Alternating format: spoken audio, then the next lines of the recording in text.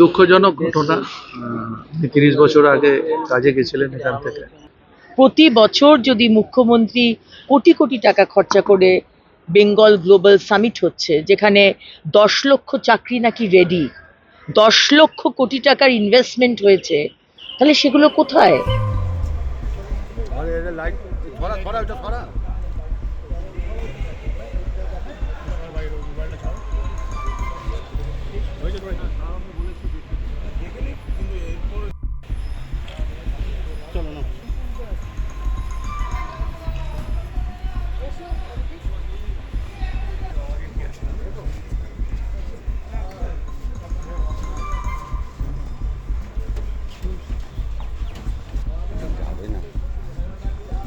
বাবা মা সমস্ত পরিবারকে ছেড়ে আজকে তাকে যেতে হয়েছে কুয়েতে কাজ করার জন্য, ছুটি কাটানোর জন্য নয়।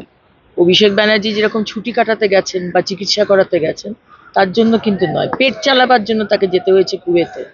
এবং বারবারই আমরা দেখতে পাচ্ছি যে এই ধরনের, যেটা আপনি বললেন যে কাশ্মীরে বোম ফাটলো, সেখানেও পশ্চিমবঙ্গের পরিযায়ী শ্রমিক, মিজোরামে ব্রিজ ভাঙলো, সেখানেও পশ্চিমবঙ্গের পরিযায়ী শ্রমিক, এবং কুয়েতেও আজকে দেখতে পাচ্ছি সেখানে আগুনে প্রচুর মানুষ মারা গেছে এবং আমাদের মেদিনীপুরের মানুষটাও রয়েছে।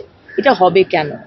প্রতি বছর যদি মুখ্যমন্ত্রী কোটি কোটি টাকা খরচা করে বেঙ্গল গ্লোবাল সামিট হচ্ছে, যেখানে 10 লক্ষ চাকরি নাকি রেডি, 10 লক্ষ কোটি টাকার ইনভেস্টমেন্ট হয়েছে, তাহলে সেগুলো কোথায়?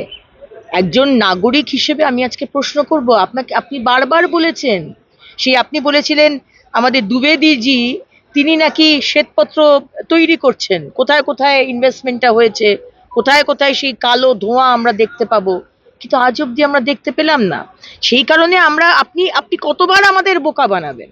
এটা খুবই দুঃখজনক ঘটনা। ৩০ বছর আগে কাজে গেছিলেন এখান থেকে।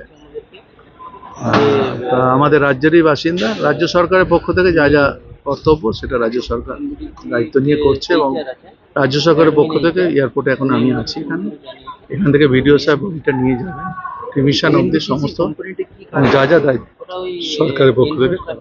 এখানে ইনফ্রাস্ট্রাকচার তৈরি করছে, লোহার ইকুইপমেন্ট, বিভিন্ন রকমের কন্টেনার টাইপের।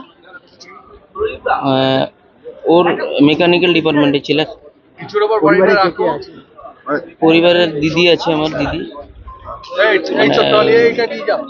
ওনার ওয়াইফ যে হন আমার দিদি হন, আর আমার ভাগ্নি আছে, ও এইচএস দেবে এবছর।